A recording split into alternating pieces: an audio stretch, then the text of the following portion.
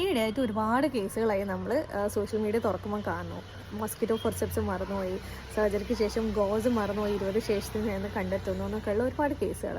അപ്പം ഞാൻ എൻ്റെ ചെറിയൊരു ഒപ്പീനിയൻ ഇവിടെ ഷെയർ ചെയ്യാണ്. ഒരിക്കലും ഒരു മെഡിക്കൽ പ്രാക്ടീഷണർ കരുതി കൂട്ടി അവരുടെ പേഷ്യൻറ്റിനെ ഹാം ചെയ്യാൻ വേണ്ടി ഇങ്ങനത്തെ ഒരു പ്രവൃത്തിയും ചെയ്യില്ല.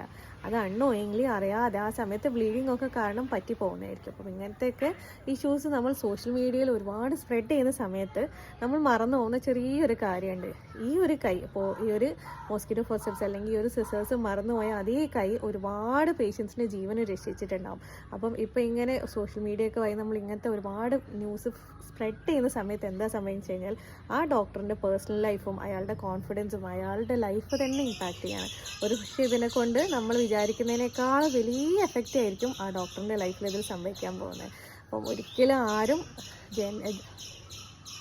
പേർപ്പസ്ഫുള്ളി ഇങ്ങനത്തെ കാര്യങ്ങൾ ചെയ്യില്ല, അറിയാതെ പറ്റി പോകുന്നതായിരിക്കും. അപ്പോൾ അത് നമുക്ക് ഇങ്ങനെ സോഷ്യൽ മീഡിയയിൽ ഒരുപാട് നല്ല കാര്യങ്ങൾ സ്പ്രെഡ് ചെയ്യുന്നതിന് പകരം ഇങ്ങനത്തെ നെഗറ്റിവിറ്റി സ്പ്രെഡ് ചെയ്യുന്നത് കുറച്ച് നമുക്ക് ലിമിറ്റ് ചെയ്യാം.